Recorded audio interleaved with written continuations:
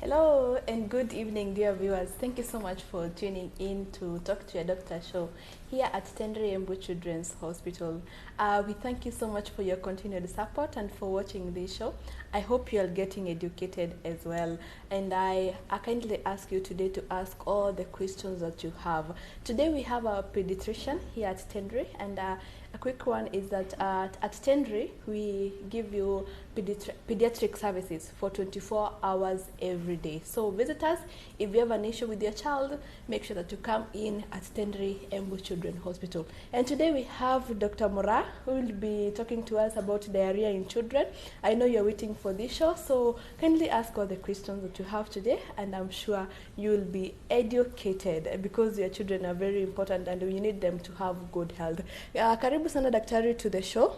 Today we're talking about diarrhea in children, so you can introduce yourself to the viewers and then we continue with the show.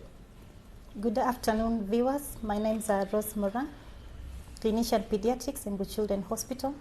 Welcome once again. Okay, thank you so much, Daktari. So what is we go straight to the topic. What is diarrhea? Basically, diarrhea is a symptom that is characterized by increased frequency of loose stool and consistency. We say it's more than 3 motions in 24 hours. Remember, diarrhea is preventable and it's treatable. Diarrhea is the second leading most cause of neonatal children deaths under 5 years old. First cause of children deaths is pneumonia, then second is diarrhea. So it's that dangerous, and I've seen people not having a concern of it. They just ignore that the child is diarrheaing. So it's that dangerous. Yeah, it is. So there's diarrhea in maybe grown-up people, and there's this one now in children, which you take care of the children here at TENRI. Yeah. So you can tell us, in children, how is diarrhea and how are the risks coming in, especially now? Diarrhea basically has risks if not well treated and controlled. One of the risk factors that we can that causes diarrhea in children, one, we can get poor hand hygiene, especially when you've changed your child and there's poor hand washing. There is use of contaminated water. We can also get issue of bottle feeding in children. We also get maybe children, especially when you are traveling, children also in overcrowded areas like daycares are also at risk of getting these recurrent diarrheas. Due to contamination. Due to contamination. So most cases it's due to contamination, what children eat, and I've even seen some children eating soil. What are the dangers of a child eating soil? Basically, eating soil is can cause contamination and lead to diarrhea.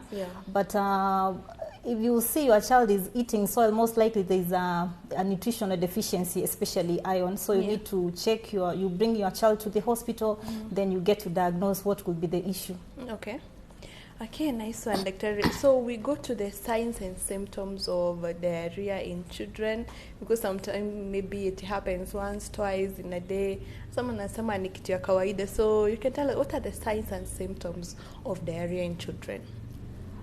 The symptoms of diarrhea, mother comes to you saying, my child has more than 3 episodes of loose stool. It can also be accompanied with vomiting. The child can be having a reduced activity, not feeding well. Then from examination, you are able to see this child has sunken eyes or a sunken fontanelle. Then it can also be reported to be having a reduced urine output. Even from examination, you can also note that this child has even no tearing. This is a sign of this child has already gone into dehydration. So when a diarrhea is happening, a child goes into dehydration. This can cause more now problems. Yeah, sure. Okay, and if those are the symptoms, so if maybe a child is having maybe getting thirsty, could that be a sign of maybe diarrhea? Yeah, dehydration, basically we classify it into 4. A child brought into the facility, you first classify this dehydration. We have a child brought in, yes, with the history of diarrhea, but there is no any sign of dehydration. We say this is no dehydration. Then a child brought into the facility with some dehydration. We have features that you look into so that you get to know this child is already dehydrated or in some dehydration, severe dehydration, or rather brought in shock as a complication of these diarrheas. One, if there is no dehydration, there is no evidence. The child is feeding normally, but there is evidence of loose stool. And if a child is brought in with some dehydration, you are able to see the signs like sunken eyes, even the skin pinch. When you try to examine them, it's slow, taking like 1 to 2 seconds. Then the child can be also irritable. And then a child brought with severe dehydration, the child can also be in altered level of consciousness, either response to only voice or rather just pain when you try to a response to only pain, or rather is an unresponsive. And this child, when also examined, can be having other symptoms like dry mucous membranes. The eyes obviously are sunken, the fontanelle is sunken, and then the skin pinch is now more than 3 seconds. Yeah, that's a severe dehydration. And even a child can also be brought in with a history of diarrhea, and now you notice that this child is already in shock. How are you going to diagnose that? A child already in shock, you first from the history, you get there is also a history of diarrhea. Maybe for the last 2 to 3 days, there was no intervention that was already taken. And then you notice that this child, when you try to examine, has cold extremities. And then from even the look, the eyes are still sunken. Yes, the skin pinch is delayed. Then you notice even during you examine, then the cold, the extremities, the temperature gradient kwa mkono, naona mkono ni baridi. Then you can even try to feel the pulse. It's even weak, or rather it's absent. This child is severely dehydrated. These are children that we encourage mothers that they will be admitted in the facility and managed as an inpatient. So from age 1 to age 12, the children you are able to see at the hospital, which range, maybe from 1 to 5 or from 5 to 10, who are at the risk of having diarrhea? Especially under 5s are more risk to get these diarrheas. But remember, all risks is just due to contamination. We need to be just very keen on hygiene, especially when handling our babies. Okay. Yeah. So now you've told us about the signs and the symptoms and how you're able to diagnose someone, a child who is having a diarrhea. Yeah. So how do you now treat it? So treatment basically comes in depending on the dehydration status of these babies. We have plan A, that is a child that has no dehydration. Basically, we give oral rehydration solution, and they're available in our chemists. They're available even in our near dispensaries and even in hospitals. You encourage oral intake of ORS. And ORS in a child with no dehydration, we give as per weight based. You give 10 mils body weight, and you encourage the mother to continue giving the ORS more frequently. There is no harm in giving this ORS. The more you give the ORS, the more the frequency is going to be minimal. What other treatment maybe you do? Other treatments also depends on the level of dehydration, as I've already talked. Those with some dehydration, basically it's just oral rehydration solution. Now you give 75 mils of ORS in 4 hours, and then you are going to reassess the level of dehydration, and then you treat accordingly. Those brought in with severe dehydration and those with shock, you manage as an inpatient. This is where now we're going to give IV fluids, because at times you get these babies not even conscious. And how is the response how do children respond to treatment? 1 day, 2 days? Oh, basically they respond well. As much as you've initiated treatment on the right time, they respond to well. Yeah. There's a mother at home maybe having a child who has been diarrheaing, and maybe they're saying it will stop maybe with time. You know, there are those mothers who are like, it will stop with time. You know, it will happen to children. So you can tell these mothers what are the long-term causes of diarrhea. Causes of diarrhea, we have infectious causes, that is 90% of all infections, and we have non-infectious causes that 10% of these diarrheas. Under infectious causes, we have viral infections, number one leading cause being the rotavirus. We also have novovirus, adenovirus. We also have bacterial causes, that is maybe E. coli. We also have infections like Cholera, we some salmonella. Other infections like parasitic infection, or rather protozoa infections like Entamoeba histolytica that causes amoeba infections, and Giardia lamblia that causes giardiasis. These are rare bacterial infections that also kids do get, and this is the only time that we only recommend you give antibiotics. In other management of diarrhea, basically we do not recommend use of antibiotics unless it's proved bacterial infection. Okay. Yeah.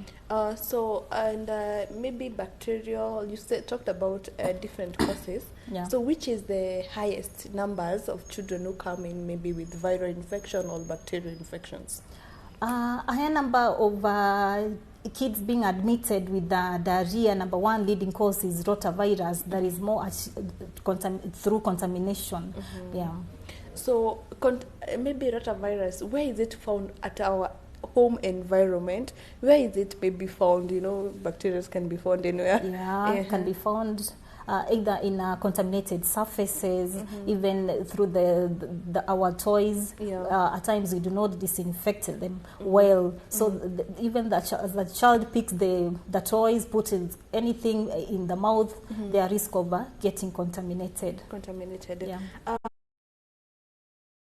So someone is, how do you take care of a baby who has diarrhea at home without taking the baby to the hospital? Oh, right, indeed. Yeah. As I already talked earlier, remember we have oral rehydration solutions, ORS, available, and it's cheap. So we encourage intake of ORS at home and supplementation of zinc tablets. So basically, while at home and you have your kids having diarrhea, don't even wait for the diarrhea to persist, or rather you say it's going to subside before you come to the facility. Just get your ORS, encourage your kids to be taking more frequently. Then if the diarrhea persists, then you are now going to come to the facility for treatment. And even assessments, we are going to even diagnosis, we take a stool test, we are going to rule out what could be the exact cause of this diarrhea. So when a mother gives the child ORS at home, for how long should they wait? 1 day, 2 days, if it's not stopping? Basically, if the diarrhea is not going to stop, like day one you've given the ORS and you've seen the stool frequencies is now, you are encouraged to bring your kid to the hospital. You are even going to do the stool test. You can even do a stool for rota adeno antigen. We are also going to do a stool test just to rule out any other causative agent for the diarrhea. For the baby. So if the diarrhea does not stop in 1 day, they should bring the child to the hospital. Yeah. Okay. And there are complications which comes in when a child has diarrhea, or other complications apart from diarrhea. Now, when a child is going through, what are those complications? Number one on the list of complications, we have dehydration. Once your child has diarrhea, one loses body minerals, of course, so it's going to cause electrolyte imbalances. Due to electrolyte imbalance, your child can even have convulsions, also can end up in shock. Others can develop acute kidney injuries, and even death as a Oh, so diarrhea is that dangerous, and I've seen so many parents ignoring diarrhea. So it is that dangerous if it's not treated. Yeah. Having almost said everything about diarrhea, of course there are preventive measures. Now, what are the preventive measures the parents, the children should be taking to avoid having diarrhea? Prevention of diarrhea, one, we have proper personal hygiene and regular hand washing. Yeah. Then ensure that you give your child treated water, avoid contaminated water, and then proper disposal of wastes. Then you avoid overcrowding.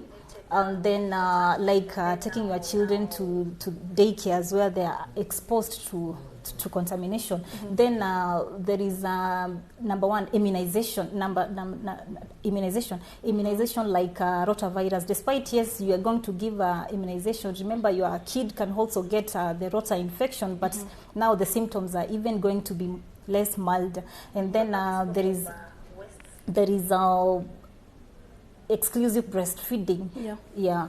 More on nutrition also to improve child's immunity, give a balanced diet. There's someone here watching said our very able daktari doing a very great job. So basically those are some of the preventative measures that someone is supposed to do to the children. And when a child comes to the hospital and they are having diarrhea, have you had emergencies whereby maybe the child is very sick because of diarrhea? Yeah, we do receive these babies, especially those with severely dehydrated babies, also those brought in with shock. And we are able to manage them and they get well. So basically, how does a baby who is in shock looks like?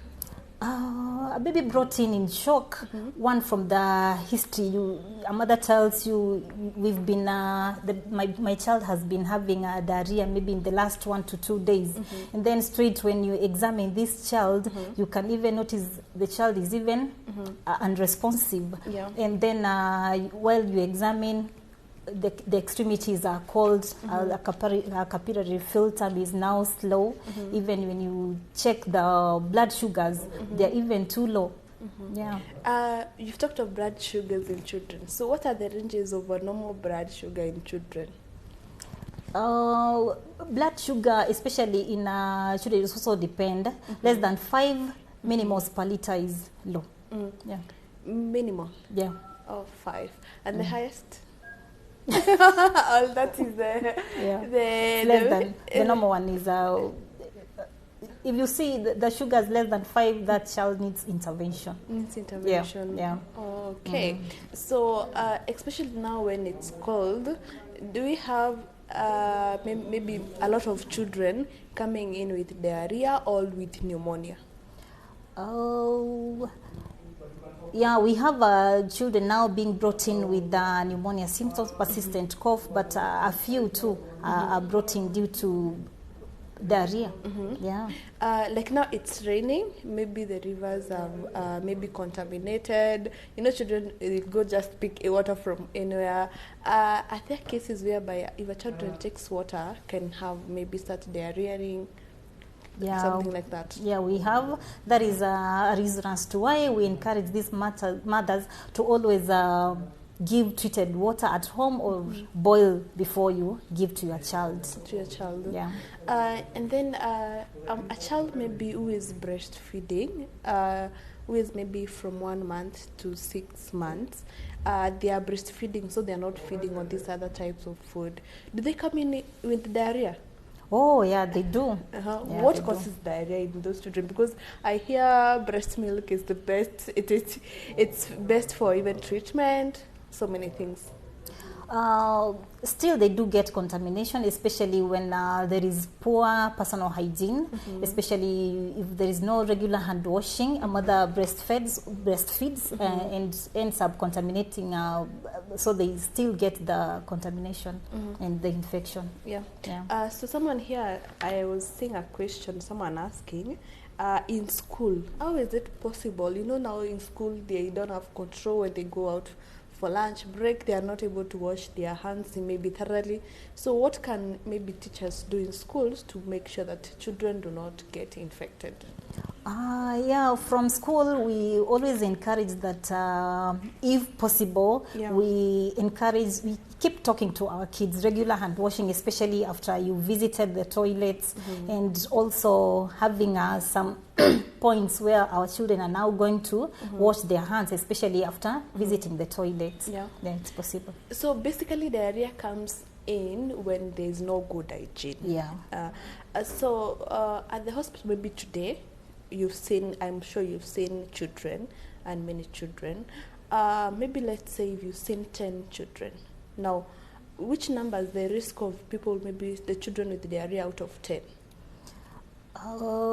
We can have 3 to 4 out of 10, with the diarrhea symptoms. Now, how is maybe your institution, the TENRI, and maybe the government doing to work on these such children? We can reduce the risk of having children having diarrhea.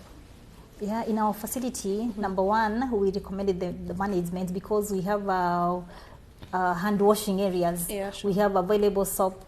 So we encourage these mothers, especially you've changed your baby, you've come to the hospital, you've changed your diaper. Then we always encourage these mothers, wash your hands before you breastfeed. Make sure if you have bottle feeding, we discourage also that, because if the containers are not well sterilized, there is a risk of contaminating your baby. So at the same time, a quick one as we are winding up, Dr. I know you interacted with mothers, you interacted with babies. Now, what can you tell to what can you tell mothers to take care of their children, and maybe you can tell them the first 3 diseases which the children are coming in, maybe having them, so that maybe we can manage something? Remember, diarrhea is a preventable illness, and it's treatable. Once we observe some key elements like personal hygiene, especially before even we forget, even cutting our kids' nails short, because even as much as we also encourage them to regularly wash their hands, we also maintain their hygiene. And what foods are they supposed to take? Actually, when I was a small girl, I used to hear our grandmother say, when you eat a banana which has been roasted and your diarrhea stops. Is it true? Oh yeah, to some extent it's true, because banana is rich in potassium, and whatever that you lose through diarrhea, it's going to be replaced because you lose electrolytes when you having profuse diarrheas, and whatever that you consume that is rich in potassium and sodium, it's going to help heal your gastrointestinal tract. Okay, so can you tell mothers what are the best foods for a child to take maybe when they are having diarrhea? There is no limitation in foods that we give, especially those ones that are less than 6 months. We encourage mothers to breastfeed more often, and as much as the kid is not vomiting, just feed any food. There's no contraindication apart from maybe milk, especially because once they have persistent diarrhea, maybe there is loss of gastrointestinal enzyme called lactase, so they're not going to digest the lactose in milk. So you withhold fresh milk. You can also encourage to give yogurt. It's rich in probiotics that is going to help in healing your GI. Oh, nice one. As we are winding up today, I can see a lot of feedback. Someone by Rukemba saying informative show. Alex is saying closely following, highly informative. Wanjiko is saying great presentation. Jolene is also following. Dennis is saying it's articulation for me, nice presentation.